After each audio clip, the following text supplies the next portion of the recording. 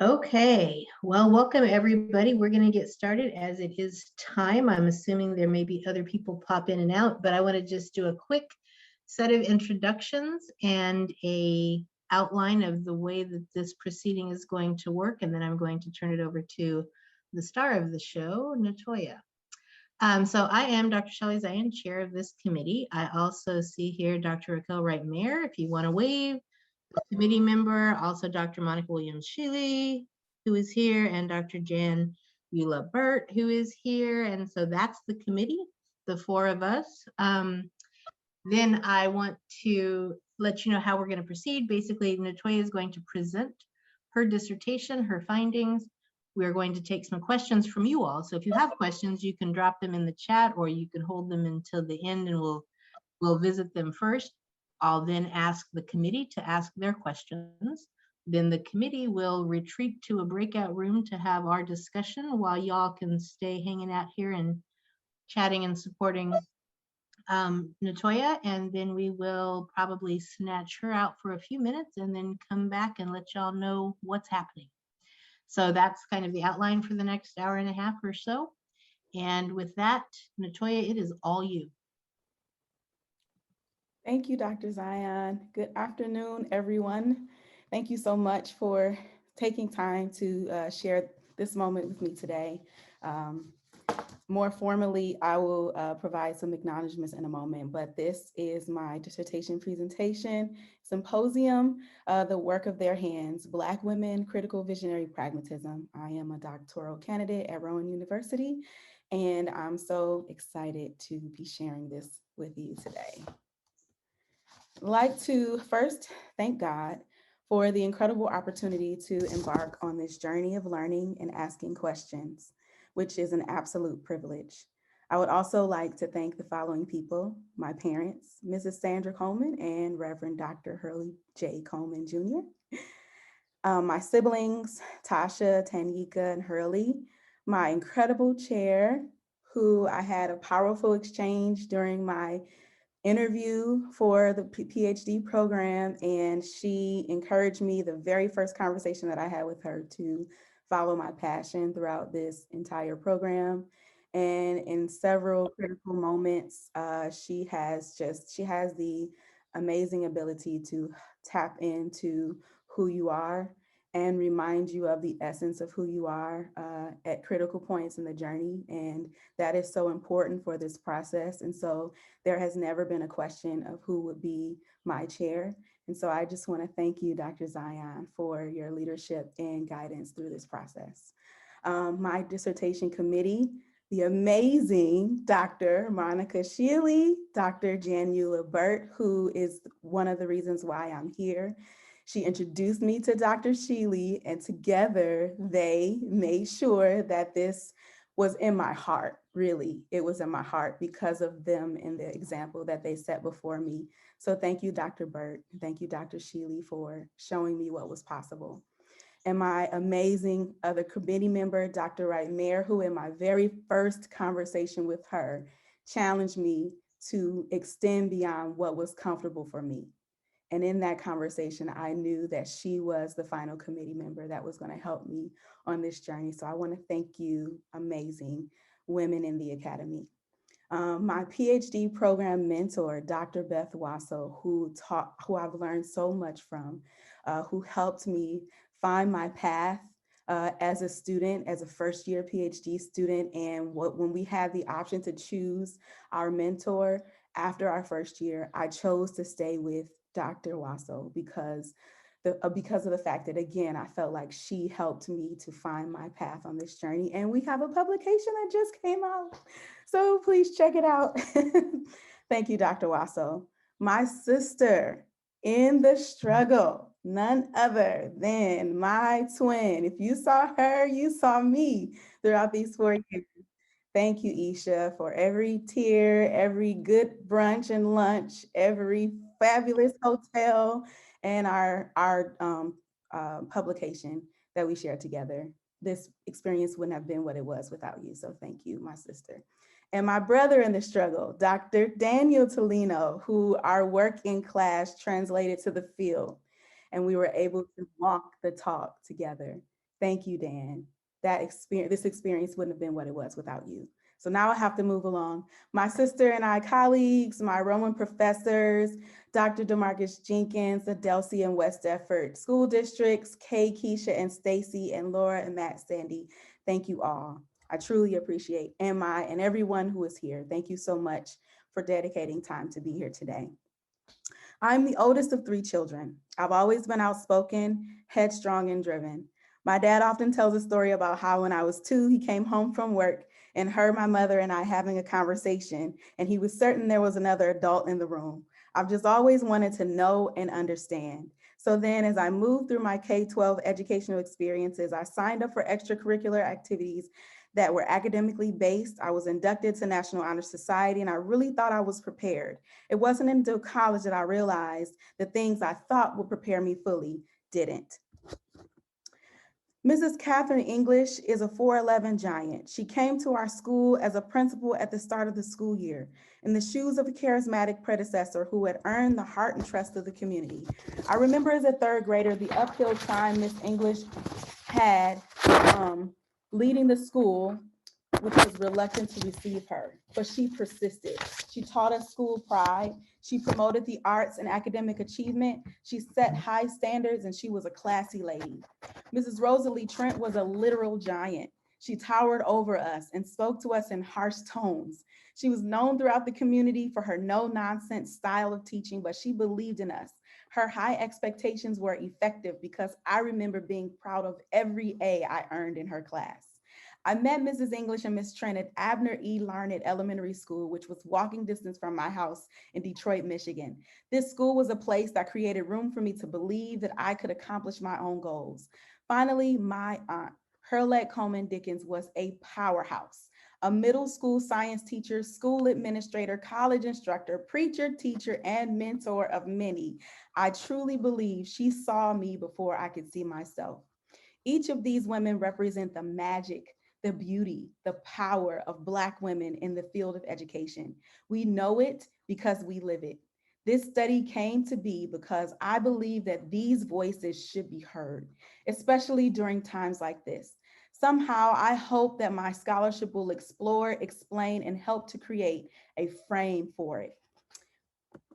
More than 65 years after Brown versus Board of Education, there remains a persistent inequities in education for students and for Black teachers and leaders in schools. Black women who are educational leaders do not have the option to focus exclusively on their work, but they must carry the additional burden of navigating their intersectional identities within the workspace, while making certain that their students receive quality instruction in a safe and orderly climate. What emerges from their experience and expertise is a leadership approach that is nuanced and can be named as a response to these persisting inequities in education. This study examined Black women principals and the work of their hands in order to understand how their experiences experiences with the intersections of race and gender inform their leadership approaches within an urban setting. So then what is the work? Black women educational leaders approach their work through the lens of their own racial identity, gender identity, and their own leadership style to inform how they actually go about doing the work. As they engage in the work, they must pass through barriers to equity and persevere to create environments where students are given access and opportunity and where their identities are centered and celebrated. This study, the work of their hands, focuses on how Black women that are informed by their intersections of their identity use their identity as leverage to achieve liberatory school environments. My research questions for this study are: how do Black female educational leaders describe their racial and gender identities in relation to their pedagogical and leadership approaches? How do the identities, pedagogical practices, and leadership approaches inform the leadership decisions of Black female educational leaders? And finally, how do Black female educational leaders use their roles to address systemic inequities? I begin my review of literature highlighting the connection between economic attainment and education. Black college students are higher wage earners, and while graduating from college does not ensure wealth exclusively, it does result in higher income than persons who do not attend college. So broadly speaking, Black parents in under-resourced settings rely heavily on schools to provide their children the tools needed to get accepted and achieve success in college. It was important for me then to look at Black women and how they engage in educational leadership, considering that there's so much at stake for Black students and their futures based on the kind of K-12 education they receive. And in my exploration, I saw within the literature that Black women have blazed trails in the field of education traditionally and non-traditionally. Some seminal works within the field, such as culturally responsive and culturally relevant teaching, come from Black women, which suggests that Black women are invested in the field in a way that aligns with the weight of importance that education has for Black children.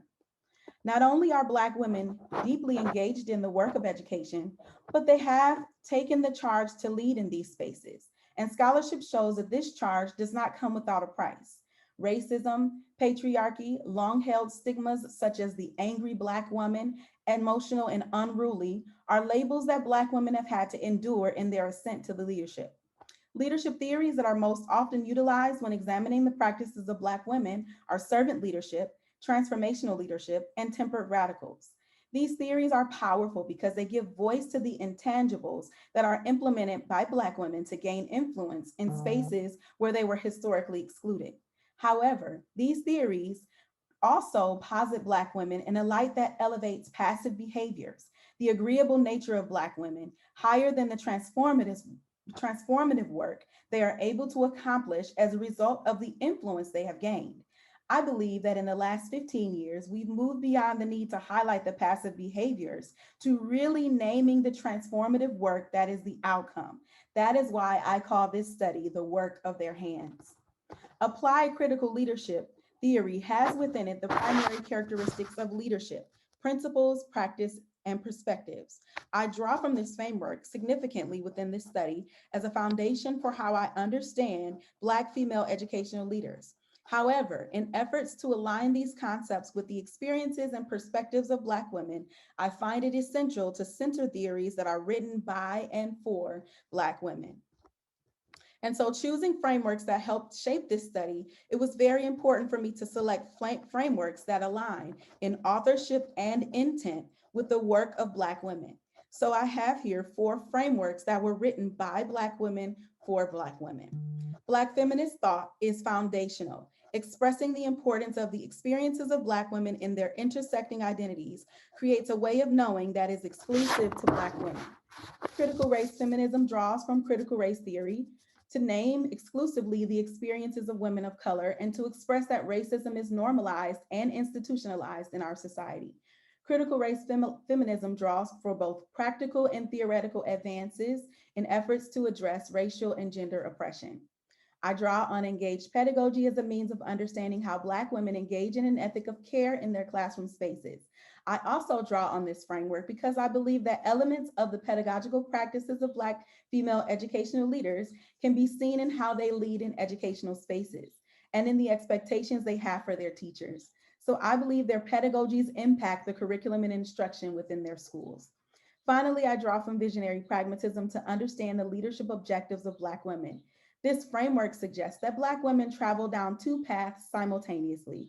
They work to meet the needs of the school community while envisioning a world that is liberatory for her students and making contributions to bring this vision to pass. Merging these frameworks, using a structure of applied critical leadership theory, I conceptualize a framework that centers the perspectives, practices, and principles of Black female educational leaders, and I name it critical visionary pragmatism. At the core of this framework is the perspective that comes from double consciousness and the commitment to practice practical advances to combat racial and gender oppression. From this comes a pedagogical practice that centers reciprocal learning between the teacher and the student, where the teacher understands that in order to effectively teach, she must commit to a practice that is centered in love. The greater focus of critical visionary pragmatism is leadership that is both addressing immediate concerns and the fulfillment of a larger purpose. I look to portraiture as a method to understand the experiences of Black women in this study. It is through the stories of others that we are able to understand more about life and human experiences. I selected portraiture as a qualitative method because it focuses on making meaning by capturing the goodness of the participant in an authentic and relational way. As a researcher, my connection to the experience allows for authentic relationship building with the participants. This method allows me to center the experiences of the participants and capture them authentically in relationship to the context where they are working, not as an outsider looking in, but as an insider sharing the experience with the participants. I have an opportunity to be the observer, interpreter, a specialist in the discipline, and also an autobiographer with the opportunity to capture the story comprehensively. By gathering this comprehensive view, I'm able to weave together the experiences of the participant to write a narrative that reflects their life experiences, how they have come to their racial and gender identities, and how these identities frame their principles, practices, and perspectives. The participants were selected through purposeful sampling. I contacted the superintendent of schools and he provided me with a list of the principals who were Black and female. And through an online search, I found the charter school principals in the city who were Black and female. I shared a recruitment email with 15 Black women principals who were eligible, and the 3 participants agreed to participate. Their pseudonyms were inspired by Kamala Harris, Keisha Lance Bottoms, and Stacey Abrams, 3 influential Black women in politics, particularly during the year I collected the data, the year of 2020. The site of the study is in mid-Michigan, which is my place of birth and the place where my parents currently reside, a place where many migrated from the South during the 60s to work in the automotive plants. This city has been impacted by the decline of the automotive industry, and the town has been under economic duress since the 1970s. The racial climate in this town is historic and noted by a Black-white divide, separating the county racially by a river at the center of the city. The school population is primarily Black, the teaching population is primarily white, and the administrative population is mostly female and close in race distribution, with 48% white and 43% Black administrators. I was interested in understanding how the participants navigate the perpetual economic decline, gender discrimination, and racial tensions in the city. I was also interested in learning if and how they have impacted their schools and the community. I selected Kitchen Table Talks as my primary data collection tool. This tool privileges conversation and collective knowledge production as a way of knowing and understanding experiences, and parts from the positivist notion that knowledge has not been proven.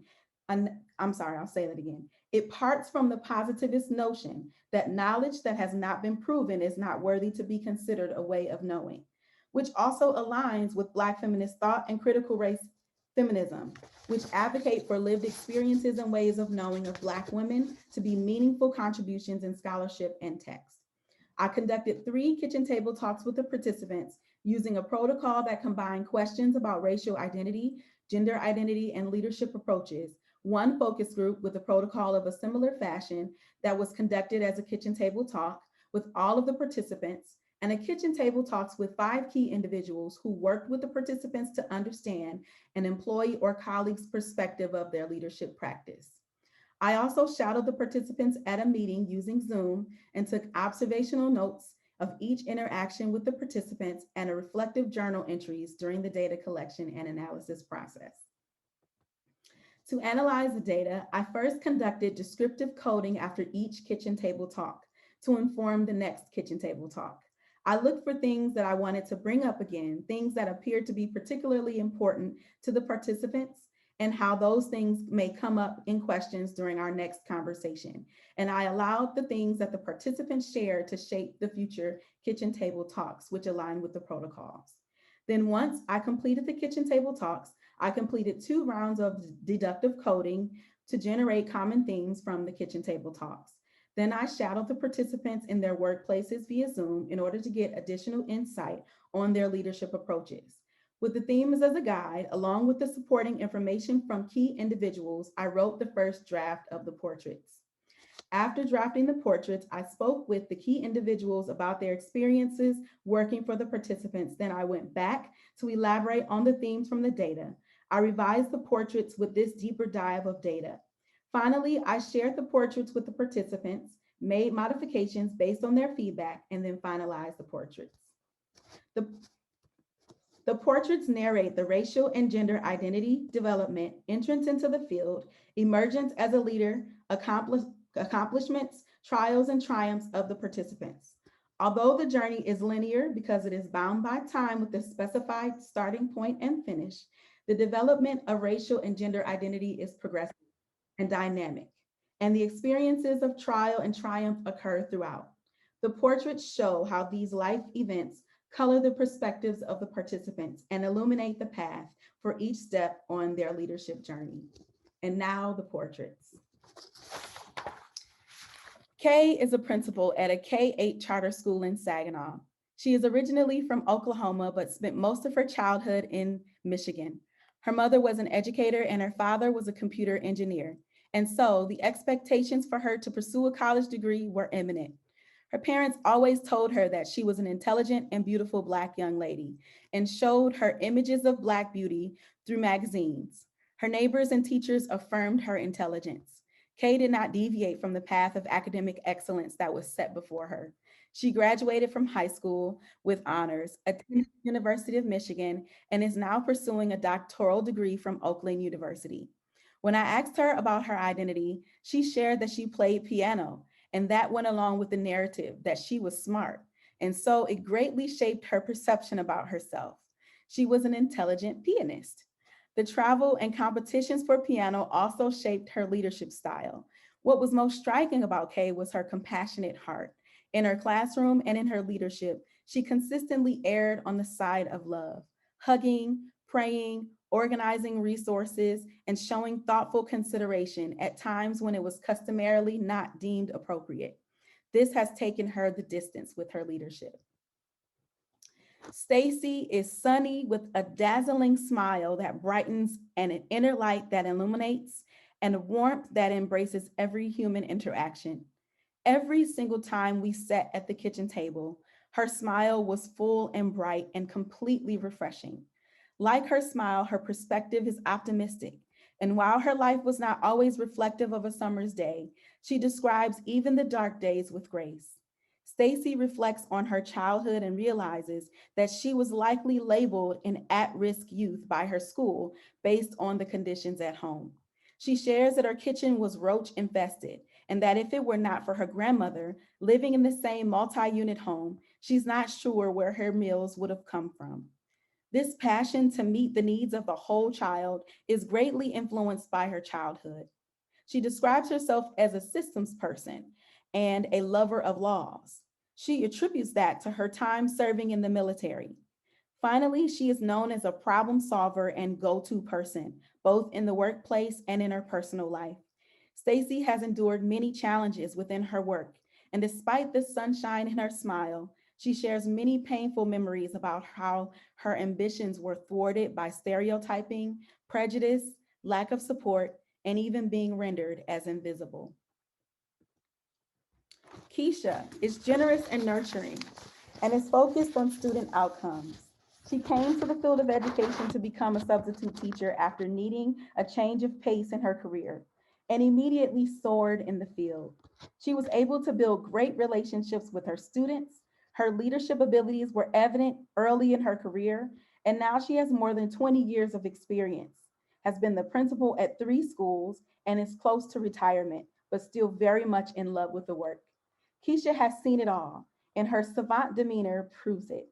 She shares that she's learned to keep her emotions in check, and that although she does have feelings about what's going on, as a leader, work is not the place to show them. With 4 older sisters who are all leaders, Keisha talks about how she's had to fight to find her voice. I still am, she laughs and says. She knows that as a woman, there are certain battles she has to fight that her male counterparts do not.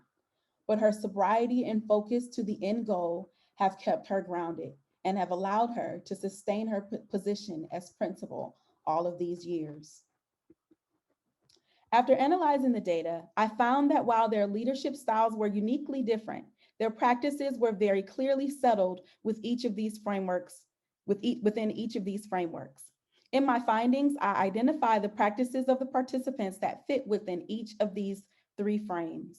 Visionary pragmatism, leading hands, daily decisions with the future in mind. As it relates to engaged pedagogy, holding hands, teaching practices that inform leadership approaches. And finally, critical race feminism, juggling hands, multiple identities, and double consciousness. The first theme that was evident from the data was the presence of visionary pragmatism within the leadership practices of the participants. Leading hands in this portrait is the work of women who have come to this field motivated by their purpose, led by their spirit, and informed by their preparation to get these kids ready for the real world, as Keisha says. That is their vision. That is what guides them and what helps them to overcome obstacles along the way. They attend to the needs of their students and their teachers by cultivating leaders and managing resources. Leading hands can be seen in the preparation of the participants, their focus on preparing upcoming leaders, their hiring practices, and how they maximize resources. Leading hands hiring practices. The data elevated hiring practices as one way that Kay leads with the future in mind. She talks about how she finds that race, as well as geographic dissimilarity, are among the categories that can potentially cause a divide between teachers and students in schools.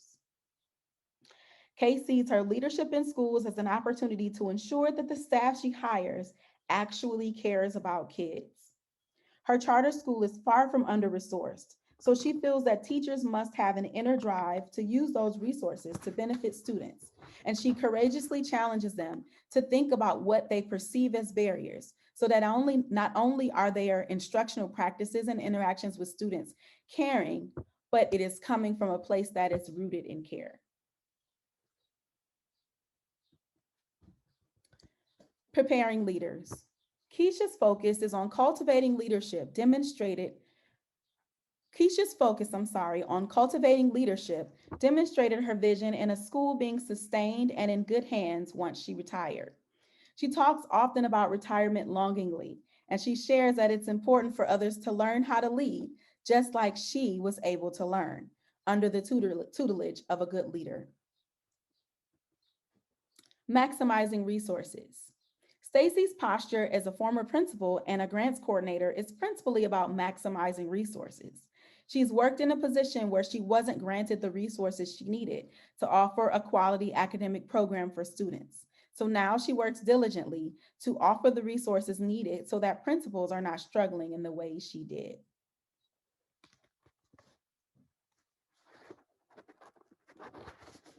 The second theme, holding hands. Teaching decisions that inform leadership decisions shines light on the connection between the participants' teaching practices and how these same values are exemplified in their relational practices, expectations for curriculum and instruction, and strategies for promoting student achievement. In their various settings, the leadership practices of the participants embodied engaged pedagogy, placing a focus on curriculum that supports academic achievement, decentering the dominant voices, and centering relationships within the instruction. This theme is exemplified in how the participants navigate testing tensions, build relationships, celebrate successes, create reciprocal environments, attend to the needs of students with disabilities, and introduce social justice oriented teaching and leadership in their buildings. In schools servicing marginalized populations, systemic inequities are manifested in the dismal reality that performance on standardized tests often stands as the gateway between students and opportunities, leading to the perpetuation of vicious cycles. Students who do not meet the prescribed measures of success are relegated to opportunities that will lead to pathways which may not afford the resources for a sustainable life post-graduation. Keisha, knowing about these cycles, makes the pragmatic choice to focus her efforts on preparing students for a better life. Even in her conviction, we see a bit of uncertainty and a wondering about if this push for success on testing is really what's best for children. Kay is a first-year doctoral student with a concentration on curriculum and instruction. Through her studies, she has taken a particular interest in how teachers incorporate social justice issues in their curriculum. She shared how she plans for her time in school and the things she is learning to be directly influential on her instructional leadership at her school. She slated professional development sessions on culturally responsive teaching and is encouraging teachers to deviate from their curriculums to address issues as they happen in real time in their lessons. Stacy knows firsthand the importance of supporting children with disabilities and shares that our goal was to disrupt deficit perspectives about students with disabilities and counter that language with opportunities and possibilities. The final theme focused on multiple identities and double consciousness of the participants and how they utilize these two as informants for their work. Their participants share the uniqueness and significance of the intersections of their identities, specifically as it relates to their school communities, being primarily Black and under-resourced. And so they have found ways to work within the system of education to advocate for their students and develop processes and structures that speak directly to their students' needs, even if they're not articulated, simply because that's my doorbell. They know. They know because they have the privilege of both sitting at the table as a leader and sitting at the kitchen table as a sister. When I asked Stacy if she felt that schools were meeting the needs of students in her district, here is her response. I'll read it. I think not only are we educating them in math, reading, science, and social studies, but now we are counselors, we are social workers, we are psychologists, we are nurses. We feed them at school. They're not going to stop. Even right now with the pandemic, due to school not being in session, we literally focus more on making sure that the children get their lunches when we're supposed to be focusing on educating them. But we know that a lot of our students come to school to eat. So it's more than just educating them with core curriculum. We're now educating them. MDE, the Michigan Department of Education, hit the nail on the head when they said, we are now focusing on the whole child because that's what we do. We focus on the whole child. It's no longer just come to school and we're going to teach you math, English, science, social studies, health, and PE. Stacy knows. When I asked Stacy if she felt that schools were meeting the needs of students, she feels that her radical work lies within her complicit nature to the system as is, because she believes that the system provides the mechanism to meet the needs of the child holistically. She also talked about her childhood as a child who would today be labeled at risk, and how critical she feels her job is to meeting the needs of those students as a director of grant programs. She ensures that schools have the resources to be able to support these children. Keisha shares that this very powerful statement about identifying with other Black mothers and how sometimes you just have to keep it moving or continue to persevere past challenges and difficulties presented to you in life. This space of knowing the challenges of having to keep it moving helps her to guide her teachers when it comes to dealing with students and helping them to understand that regardless of their opinions of the parents and what they are or are not doing, they must work to give the students what they need. Finally, Finally, Kay shares here that her identity as a Christian Black woman leads in her interactions with her students. And in our kitchen table talks, she also shares that it leads in her interactions with teachers. She shares that she breaks tradition and is very hands-on with her students, intervening in a way that is more than just principal to student, but human to human, mother to child even. She says that although she knows what is considered acceptable, when she sees a child in need of nurturing, encouragement, and support, she does what is needed in that moment because she just knows that is a mother and as an educator who is operating from a place of love. Limitations. I collected data over a 6-month period.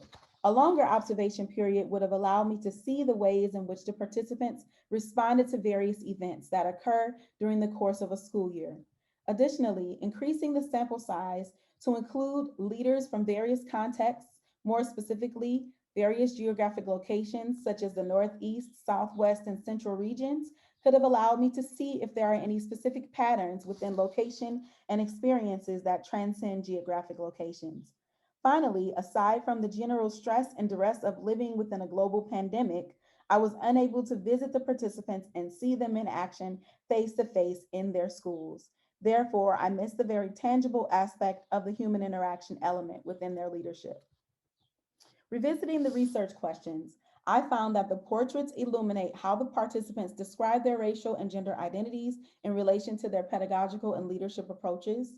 The themes that were presented in the data explain how the participants' racial and gender identities inform their decisions they make within their leadership.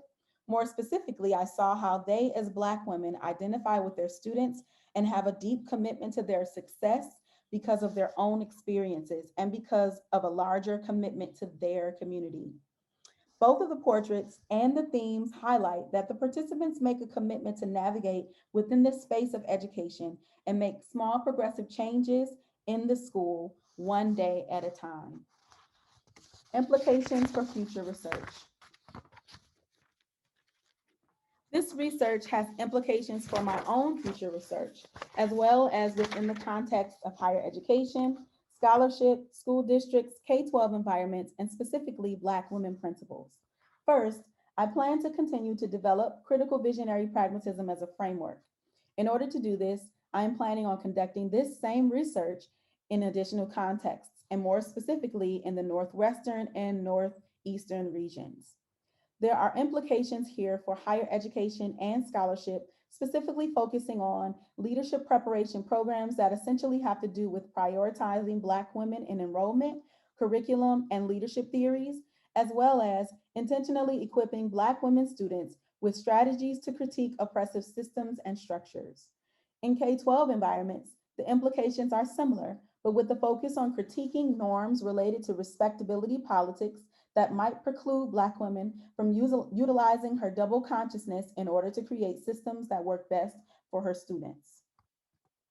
Finally, implications for Black women principals. Here, I hope that this study inspires Black women to adopt a leadership framework that places their identity out front, postures their Blackness and gender identity as a gift, encouraging them to own and use them both to inform leadership practice, consciously consider their vision for their school and their students with every single practical decision they make. Know that they can tear down the mountain one stone at a time. Critique school structures and think about ways that they, as a building leader, can reconstruct the school to one, meet the needs of all the students, and two, incorporate academic programs that intentionally address systemic inequities. Embed elements of critical visionary pragmatism in the mission of the school so that the shared vision will be represented broadly. Create opportunities to connect authentically with students and families in the school community. Consider cultural diversity as essential and integral in your own leadership and practice, and create environments that encourage the expression of cultural diversity. Commit to scrutinize the ways that the status quo frames measures of student success and reframe the definition of success to elevate the voices of students and families in these outcomes.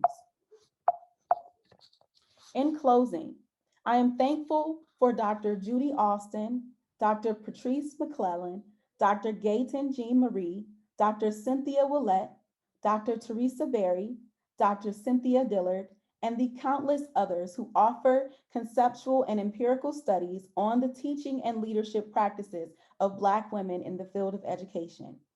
And I seek to extend that conversation. It has been shared extensively the ways that women acquiesce in order to achieve, serve, and temper their actions in order to move forward. I hope that this scholarship will both acknowledge the tensions and name the triumphs of putting that vision into action while celebrating the battle wounds along the way. Finally, I leave you with a poem encapsulating all that I gleaned from the powerful participants in this study. Their work is to be lauded and their shine cannot be hidden. So in tribute to them and all of the other incredible Black women in this beautiful struggle, I offer the work of her hands. Inside of every line is the joy of her ancestors, the groans of her grandmothers, the tears of her mothers, the hope of her children. Every plan she makes forges a path towards the unknown, illuminated by the dreams she holds near, informed by the role she plays, strengthened by the pain she endures. With a gentle fist, She grips her magic to unlock doors and give access, to mend broken pieces, for scars to facilitate healing. She bandages her wounds and adorns her lips to flawless perfection, to face it all.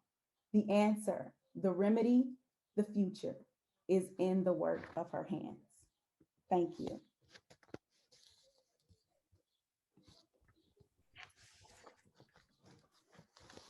I'd like to invite everybody to unmute for just a second because I want her to hear us.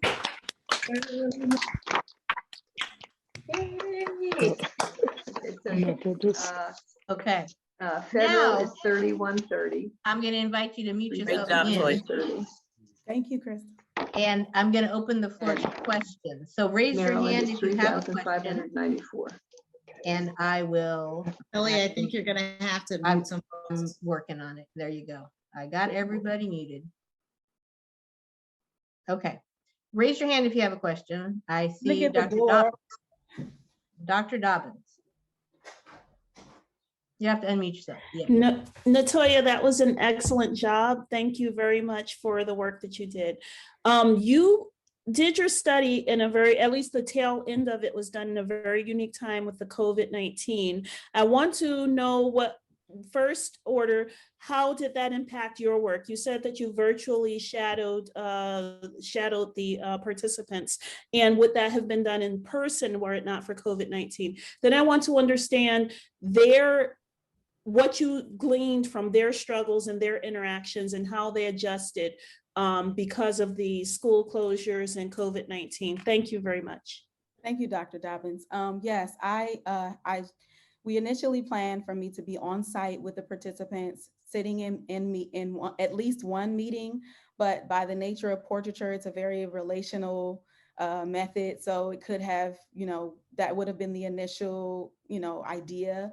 So we had to transition to a Zoom meeting. I was so fortunate though that two of my participants were on a committee, a leadership committee. So I was able to sit in one Zoom meeting and observe them both in that meeting, in that particular meeting. So I was able to still have a really good sort of idea of what work is like for them in their context. But because of COVID and the fact that we weren't in schools at all during that time, I could only work with the Zoom meetings. And your second question, all of the participants talked about how their work was impacted by COVID. First of all, they were exhausted because of the virtual setting now. It felt like we were meeting more, working longer hours, extremely accessible. One of the participants talked about how instead of using the district's IT protocol, she developed her own, and she literally set up a table outside of her school and met with parents one-on-one to distribute the devices and provide IT support. So she named herself her own IT person. So we see once again their magic of just working it out and making it work for their families in this COVID setting. Other questions for Natoya from the audience before we go to our committee questions? Just raise a hand, or I see a hand popped up. Whose is it? I can't tell who it is. Janice. Okay, Janice, jump in, please. Dr. Mackey. Hello, absolutely amazing. So overfilled with joy. Wanting to know how this research connected with and filled your soul. Thank you, Dr. Janice. I think just the whole idea of fulfilling the vision of Black feminist thought and bringing the ways of knowing of Black women that we just kind of do naturally, just really theorizing around it and creating a space where the knowledge production really truly centers the work of Black women. That whole process and seeing it from beginning to end is really what was most fulfilling for me. Okay. Anybody else from the larger group with a question?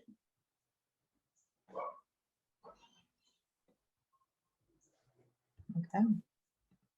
Then I'm going to turn it to our committee and say, maybe we'll start with Dr. Wright Mayer. Do you have any questions you would like to ask of Natoya? I do. Natoya, first, let me start saying by saying that was amazing. Also, my computer just crashed. So I had my notes typed up. Luckily, I have some here, but if I happen to get kicked off, I'm planning to sign in with my phone. But that was amazing. I know there's a lot going on, but I got very choked up when you read the poem. So obviously I've read the dissertation, but as a Black woman and a Black woman educator, I mean, this entire study, and you know, from the first time we had the conversation, right, we talked about the resonance personally and professionally, but hearing you speak the words and see the study develop was just really impactful. And I don't get emotional like that. So I want to commend you just on the profound impact that this work has had. So I have a couple questions here, and I guess I'll start with, you mentioned obviously, you know, the latter part of this study was conducted in COVID, right? The year of 2020, as you put it. How might conducting data collection in person have changed or enhanced, or yeah, let's go with changed, what you found? I don't know that collecting data in person would have changed what I found more than deepened the meaning of what I found. And that is because the method, the tool that I use with kitchen table talks and the method of portraiture in and of itself really allows for you to see layers and make connections, and the shared meaning making that takes place across the kitchen table is so impactful. And I think even being able to point out nuances in interactions, relational interactions within their teacher, like let's just say if I were able to visit the building and maybe I noticed the quick exchange between the principal and the secretary, and then I could ask them about that later, and we could make even more meaning about that particular interaction based on what I was able to see if I could visit the context. So I think that what I would find if I were able to actually be in the person in the context is just a deeper meaning of the things that we found. You're muted, Dr. Wright Mayer. Sorry, I had to switch to my phone. Okay, can you hear me now? Yes, I can. Okay. And then the other question, I know you and I spoke about this too, and we spoke about this at the proposal stage. How generalizable do you think the study is based on, as you commented in your limitations, right? How generalizable do you think the study is based on the number of participants you had? So that's a tricky one. And it is a thought that I have for sure. And I think I just kind of liberated myself from the need to have generalizable data, because this is a very nuanced, the whole idea of the study is that the practices of Black women are nuanced and are dynamic, related to their own lived experiences, and also the lived experiences of the students and the populations where they serve. So I freed myself from needing to have generalizable data, but actually I like to broaden my understanding of their experiences. So that's why we're looking at examining the practices of women in various other contexts. And also the idea of decolonializing research and privileging people's ways of knowing. So like that's the whole notion of this study, and examining the practices of Black women is saying, hey, there is a shared space here that's unique for every single person who's in the space. And it doesn't need to be repeated in the same exact way for every person in order for it to be a verifiable and valuable way of knowing. Well said. Very, very well said. Thank you for that. And my final question is, so your first implication, and I was like scrambling to write it and I copied it, but I have no second screen or any laptop at this point. So the first implication that you had highlighted was that these Black women leaders need to center their racial identity in their leadership practice, right? I'm obviously paraphrasing, you know how it was beautifully said. So let me ask you, how do you navigate this, or how do you suppose someone in this position would navigate this in contexts that are steep in such whiteness, as you outline in your dissertation, right? And I'm talking about whiteness as being very comprehensive here, right? Broadly reflected across contexts. So white policies, white procedures, white practices, right? How do you account for, or how would these women account for potential backlash, which we often do encounter, right? When we embody this leadership that truly centers and honors our racial identity. How are you walk me through how you're thinking about that, because I know you've thought about it. I have, and I feel like, I think it's sorry for this not being academic, but I think it's a mess and it's messy. And that's why. Don't apologize. Yeah. It's important to name that. Yeah. I think it's a mess and I think it's messy. And that's why there are so many implications for so many different contexts, because I think that it's the work that has to be done across the board, that every person, if every context focuses on creating a space that allows for Black women to be able to own their cultural uniqueness, then if we all do it together, then eventually at some point there will be room for it will not be as much of a mess. Let's say it like that. In a more immediate response, mentorship and relationships with peers provide supports for the backlash strategies. That is something that has helped me tremendously, even throughout this PhD journey, where I myself have left particular settings because I felt like I was not welcomed or valued in my Blackness. So mentorship and support has been critical for me, and meaning making in that space on strategizing on ways to both, because if everybody leaves because they're not welcome, the work will never get done. So how can we work and leverage our various spaces so that we can stay in the work? That happens through mentorship and through collegial supports. So, yeah. And I also think it underscores the need for this work and more work like this, right? To normalize and sort of disrupt these environments. Great. Well done, Natoya. I'm so proud of you. Thank you. Dr. Burt.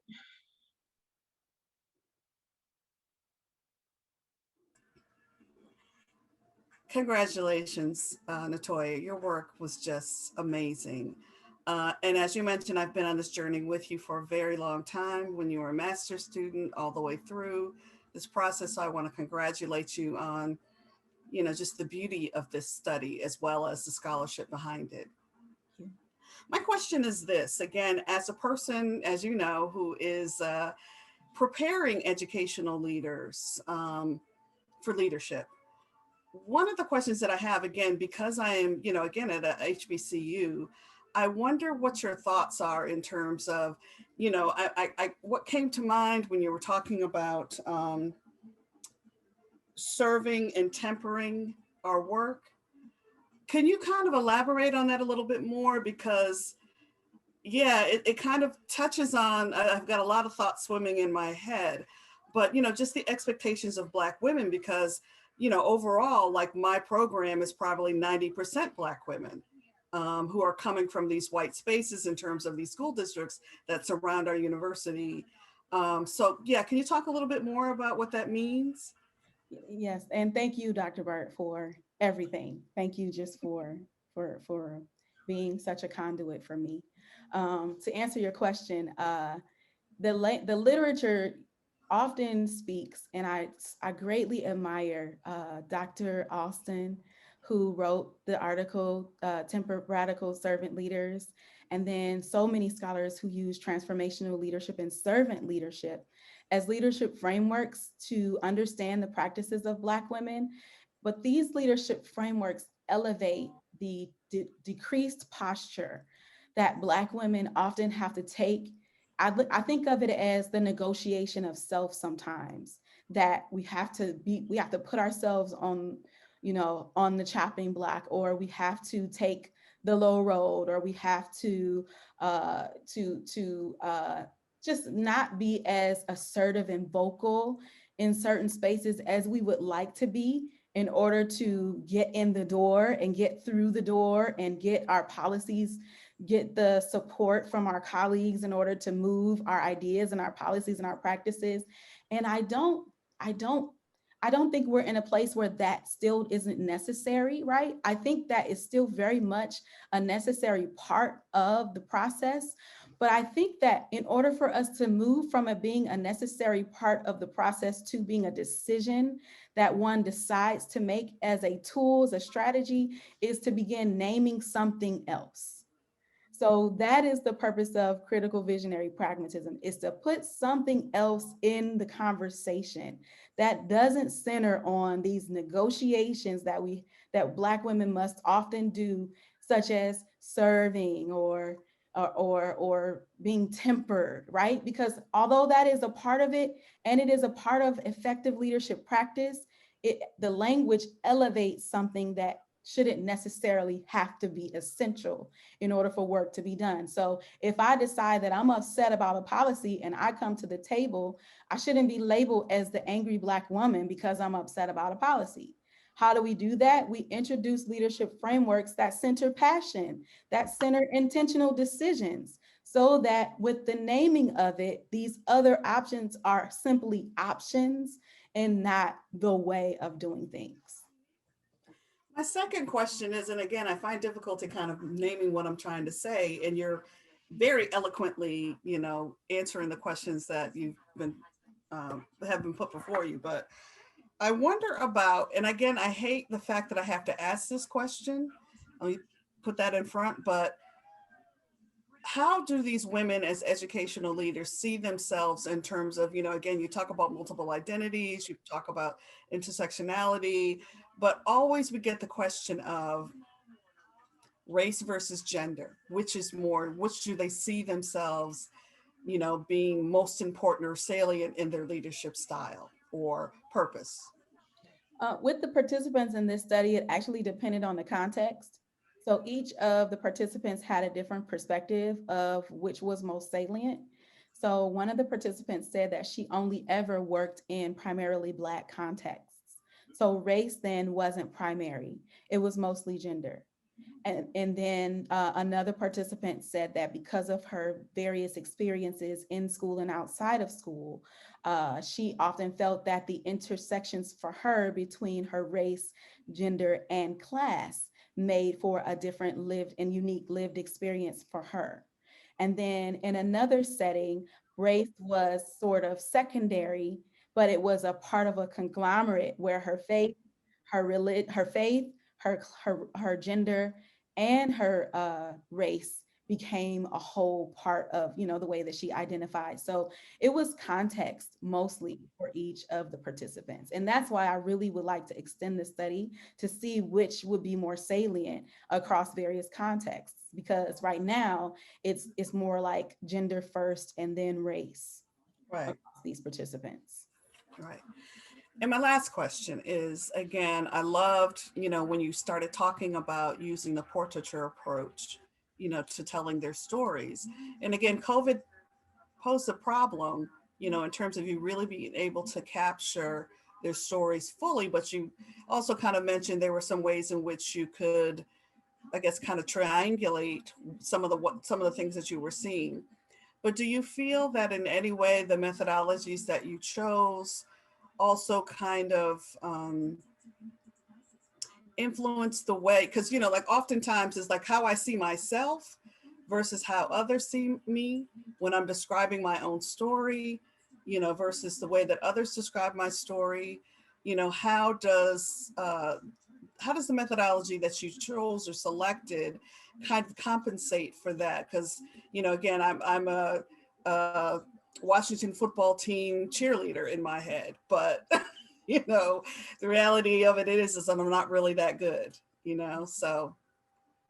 It was actually a wonderful experience to hear the participants describe themselves, and then to be able to speak to key individuals that they've worked with in their context. So each of the participants, well, I'll tell you, this was one of the places where I cried in my study, because originally we planned for the participants to provide articles and artifacts to triangulate the data. So we were going to look at what was the public opinion and the actual artworks, things that they had completed in order to triangulate against what they said about themselves.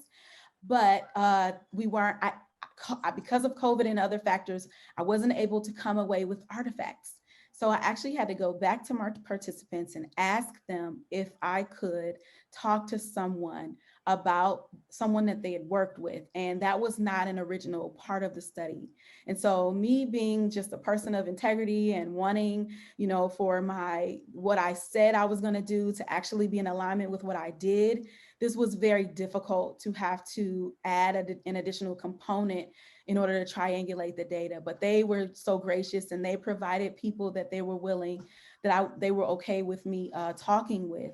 And so in those conversations, those people, the individuals that I spoke with, were able to provide such a beautiful addition to what the participants shared about their attitudes and perspectives about their leadership, that provided such a wonderful overcast of what, and overcasts aren't usually nice, but it was so nice to see what was hanging above what they said about themselves. So how other people experience their leadership. And even those kitchen table talks were shared meaning making of, well, this is what I think a good leader should be. And this is what a good boss is to me. And, you know, and they were just great conversations. So although I wasn't able to see them in their setting, the key conversations with key individuals really, I'm happy that I had to make that adjustment, and I plan to embed that into the future studies in addition to the site visits, because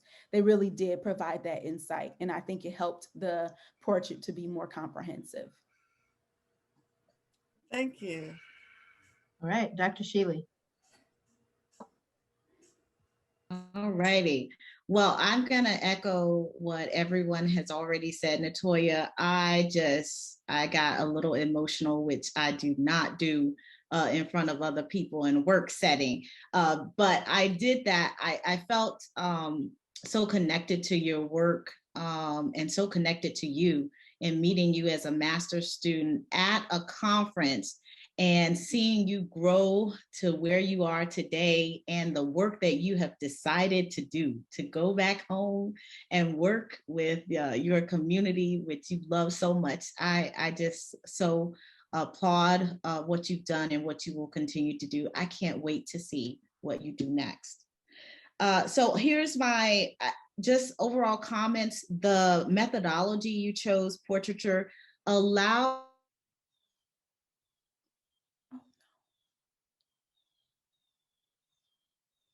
She's frozen. Oh.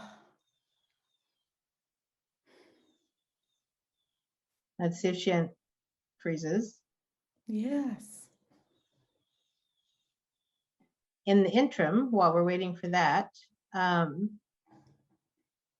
have one question that builds on Dr. Burt's question, I think, which is when you did your member check with your 3 participants and asked them to read the portraits you had created, like, what were their reactions to that? What did they think? Did you get the sense that they really did feel you captured them, or were there a little pushback, or a little like, that's not what I meant, you know? Like, what happened? Both. Okay. They all said that it was a wonderful experience to see someone talk about or write about their perspective or perception of them and how they describe themselves. But then there were moments in the portraiture, points in the portraiture where they corrected, you know, particular nuanced things like places where they were born and a job or time on a particular job position. But then also just a couple of the participants highlighted my description of an event and how I interpreted that particular event. And they wanted to share with me their experience of the event to help me revise how I interpreted what happened to them. Mhm. And I thank them, because, and I share with them that I wanted this portrait to be something that reflected them and who they were. So, and it spoke to the relationship that was built and the authenticity in our interactions with one another, that they felt, comfortable saying, well, I know it's interesting that you thought that this is what happened, but this is actually what it was. And even it down to one of the words that I used to describe them. They said, it's interesting that you think that I'm this way, because actually I do that intentionally because, and, we were able to even have a dialogue about that. So there was a true member. Thank you for that, because that is, I think, to me, one of the most critical pieces of the portraiture, is that it can be a one-way power dynamic, continued colonization of people's experiences, or it can be liberatory if you truly engage authentically with your participants in the construction of it, right? Mm-hmm. So, Dr. Shealy, I see that you are back and probably on a phone. Technology is our friend. I don't know what evil spirit jumped in here today that's messed with Dr. Wright, Mayor, and myself with this technology, but so thank you for your patience. So let me get to my question in case I lose my connection again. So, okay, let me preface my. Oh no.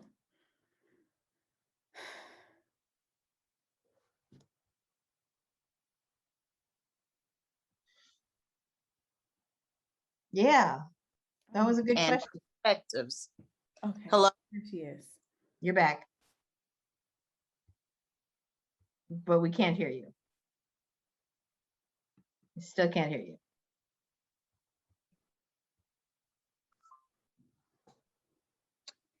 Dr. Zion, maybe she could just call in. Absolutely. Or type the question in the chat. Oh, that's also a good idea. Yeah. Or, yeah. Okay. I think we'll give her one more shot to get back on. I have one question that I'll jump in with, I guess, before this. And that is, can you tell us a little bit about what assumptions you had going into the study, and what happened to those assumptions over the course of your work? Yes. So going into the study, I was looking for transformative, unique, and critical work that principals were doing. And I assumed that Black women principals were doing things that were disrupting systems and creating new processes and structures to creatively meet the needs of students. I knew that whatever I came away with was going to be evidence that in the field of education in K-12, there's a crew of, in my mind, I imagine superhero Black women principals who are just brazenly defying the odds and turning schools upside down. And that's exactly what I found, but I didn't find it how I thought I was going to find it. What I found in a more profound fashion was the outcomes that are a result of navigating very tense environments where you're being evaluated through standardized testing, even though you know that standardized testing is problematic, and you're being given expectations on how to run your school on a limited budget, and you know that you need more resources, but you can only work and use your budget the way that the district prescribes. And so I found these superheroes who were making daily decisions toward a bigger picture, toward a greater vision, and using their strength and their double consciousness as Black women to get things done. And so I didn't find a school flipped upside down, but I found very powerful women making small, pragmatic choices daily. So it was difficult because, I saw some, places where maybe there were sort of was what appeared to may have been a buy-in to systems that, maybe thinking that these systems and structures that are put in place are the way to go, right? And so, and after spending 4 years critiquing systems and structures, I was very troubled by that. So this process caused me to have to change the way I thought about how we use and view systems and structures, especially when you're working within one. So I was challenged. And I feel like even though I didn't find what I thought I was going to find, I see strength. I saw great strength in how the participants were navigating within the structure. And even though they may not have been critiquing the structure, they were making major changes while in it. And so it caused me to really reevaluate how I understood it. Mm-hmm. It makes me wonder when you think about your implications, and I, having read them 100 times, only now went like, boom. But I wonder about making sure there's an implication there that's about y'all stop judging folks, right? Because I think we, especially those of us who have the privilege of being outsider activists, tend to be pretty judgy about the people who hold leadership positions and whether they're doing or not doing enough, being radical or enough or not. And so maybe there's an implication there too. So I think Dr. Shealy is back, so I'm going to see if she can get her question in, or questions. Maybe she was back, maybe she's not back. She was for a second. If not, I'm just going to have her call me. Okay, you're on the phone. She's texting me to say she's on the phone. Can you speak though? I think she has to unmute. Yeah, you're muted on the phone. Can you unmute Dr. Shealy? Or else I'm just going to rig this up and call her on my phone and put her on speaker. Okay. Well, we're going to go old school like we used to three-way back in the day with the twirly phone thing. Yes. That's called pragmatic. Can you hear me? I can hear you. Can you hear her, Natoya? Yes. I can't believe what's going on with my internet today. I apologize, Natoya, and certainly to those of you that are participating today. Let me hurry up and get my question out in case my phone is struck down for some reason. So on page 12, you talked about liberatory education begins with a systematic understanding that students' lived experiences and perspectives, popular culture, multimodal text, social media, and other media can be considered as meaningful text in the classroom. You followed that by saying that on page 15, leading in liberatory ways is dependent upon the leader's perception of self and how they choose to embody this perception in their daily activities. Then on page 98, you said, as referring to the participants, you said their practice did not correspond to the pride they expressed about their racial and gender identities. And then finally on page 99, you said radicalism must exist outside of the confines of the school system.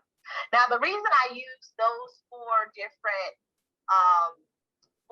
notations is because it was really, as I was coming back on the call, I heard Shelley talking about the criticism that Black women may receive in leadership positions, sometimes from other Black women who may perceive them as not being radical enough, or not, or maintaining the status quo, or serving whites on the plantation. They say all kinds of things like that.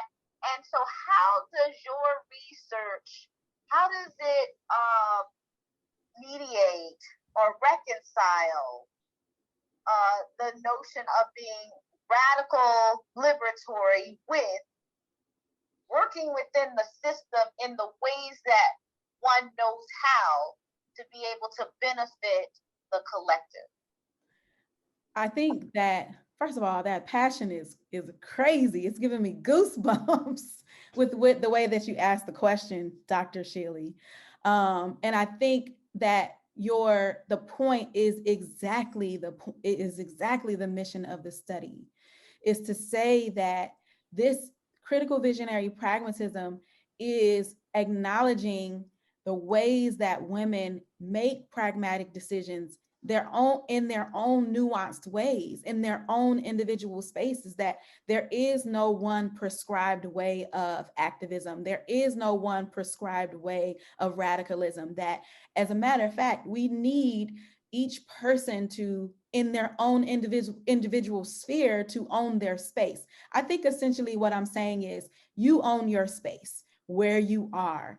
Do it in an informed way, do it in an honest and integral way, do it in a way that represents who you are, and you own it in your own space, because we all can't be Angela Davis's, and we all can't be a Shirley Chisholm, and we all can't be a you, and we all can't be a Dr. Zion. Everybody has to own their own individual space, and that is the collective work. And that's why it's pragmatic. It's pragmatic because you have to chuck away at it one stone at a time based on your context. And what I would do as an assistant principal in Flint is completely different than what you would do as the vice president of a university, right? So your pragmatic choices depend on your individual context. And I think if we normalize that, if we normalize every Black woman owning their space where they are, and we all laud and encourage each other for owning our spaces where we are, maybe we wouldn't be so critical, and maybe we would be more focused on our mountain,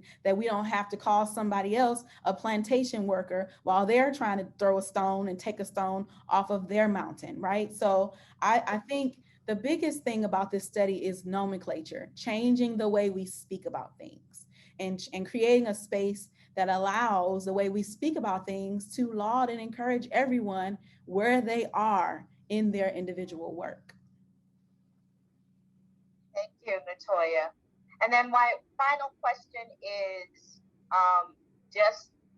in trying to understand how you made sense of what you thought you would find when you started this work, and what you found after you completed your study. What was the most surprising thing that you found out about yourself and about your participants?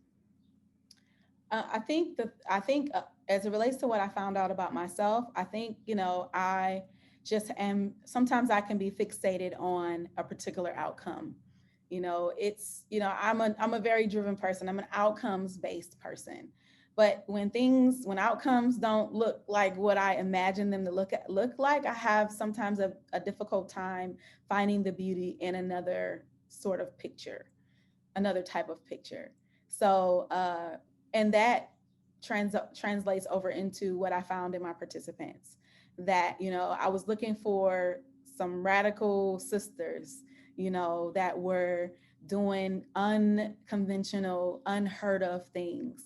And I had to really take a step back and try to look at their practice and look at their work, and see that although it may not have been the idea or portrait of radical that I thought I was going to see, giving a teacher a hug and a prayer, when it's not heard of, or a principal, calling local churches and asking them to make donations to a family in need on her off day, and these small things, or bypassing the district's IT protocol to make sure that students have technology. These pragmatic choices are just as impactful as what I had in my mind as transformative work. So I had to open up my heart to another way of viewing transformational work. And that was the outcome for me. Thank you, Natoya. Congratulations again. I'm so proud of you. Thank you. Okay. So now I'm going to pull the committee members into a breakout room so that we can discuss. I'm going to leave all the rest of y'all in here with Natoya so you can offer your thoughts, congratulations, woohoo.